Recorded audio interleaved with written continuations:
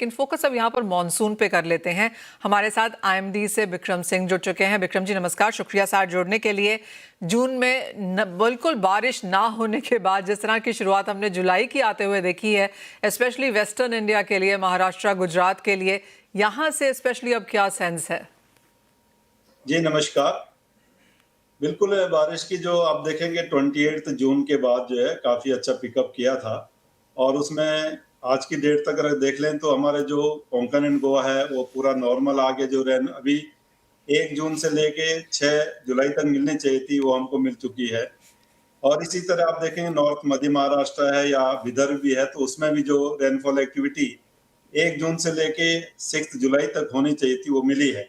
तो इसका मतलब ये होगा कि एक वीक जो हमको रेन पीछे मिली है वो काफ़ी ज़्यादा रेनफॉल एक्टिविटी रही है और उसकी वजह से कहीं न कहीं जैसे मुंबई है या और भी आस-पास के जो डिस्ट्रिक्ट है नॉर्थ कोंकण के या नॉर्थ मध्य महाराष्ट्र के, तो वहाँ थोड़ी बहुत दिक्कत होनी भी शुरू हुई है। जी। बिक्रम जी, अगर मुंबई की बात यहाँ पर की जाए तो पिछले 3 दिनों में लगातार बारिश है, हवाएं काफ़ी तेज़ हैं, रेड अलर्ट आज भी यहाँ पर जारी था। अब यहाँ पर आज के लिए आने वाले 3 से 5 दिनों के लिए क्या एक्सपेक्टेशन है? बिल्कुल, मुंबई में मैं कहूँगा कि कल से जो है जो बारिश में है उसमें तो राहत मिलेगी थोड़ा। आप ये कह सकते हैं हल्की मध्यम तक या एका-दुक्का जगहों में जो हेवी रेन है वो मिल सकती है, इतना तक तो रहेगा कल परसों में भी। लेकिन जो स्ट्रॉन्ग विंड्स है आज भी है और कल तक भी वो रहेगी। तो उसकी वजह से भी देख रहे हैं कहीं न कहीं जो ट्रीज़ है वो अपरूट हो रहे हैं, उसकी वजह से कहीं दिक्कत हो जा रही है, कोई लोग चपेट में भी आ रहे हैं। तो उस लिहाज से स्ट्रॉन्ग विंड की लिहाज से तो कल भी थोड़ा आपको सतर्क रहना पड़ेगा मुंबई में। बाकी रेनफॉल एक्टिविटी कल से कम हो जाएगी। लेकिन हाँ, आज जो है आज 24 आवर्स के लिए कल मॉर्निंग तक के लिए अगर देखेंगे तो हमने रेड अलर्ट वो रखा है मुंबई के लिए। हम्म ऐसा माना जा रहा था बिक्रम जी कि फर्स्ट हाफ ऑफ जुलाई या 1 से 10 तक जुलाई में अच्छी खासी बारिश देखने को मिल पाएगी, क्योंकि बे ऑफ बंगाल में एक डिप्रेशन है और उसके बाद शायद एक ड्राई पीरियड यहाँ पर फिर से लौटेगा। हाँ, 7 तारीख के बाद देखें, 7th के बाद देखेंगे तो जो कोंकण एंड गोवा रीजन उसमें तो बारिश ठीक-ठाक मिलती रहेगी। लेकिन जो इंटीरियर पार्ट्स उसमें थोड़ा कमी आएगी, ये बात है। आप कह सकते हैं कि स्कैटर्ड एक्टिविटी रहेगी, लाइट मॉडरेट तक की ही रहेगी।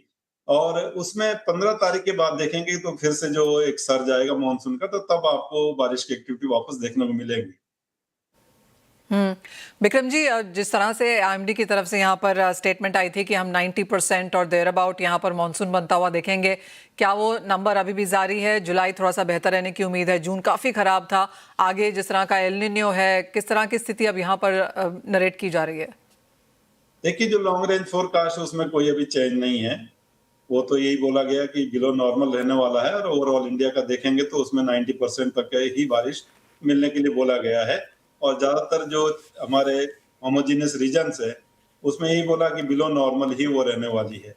तो अभी ठीक है, ये स्पेल अच्छी मिली है तो जो अभी तक की डेफिशिएंसी थी या अभी जो ज़रूरत थी, वो तो ज़रूर पूरी हुई है। तो आगे देखते हैं किस तरह का है, तो वो फोरकास्ट जो है वीक टू वीक अपडेट्स जो हम लोग को जो एक्चुअल में मिला है हमको और आगे किस तरह का हमारा प्रेडिक्शन सिस्टम दिखा रहा है, तो अपडेट्स हम देते रहेंगे।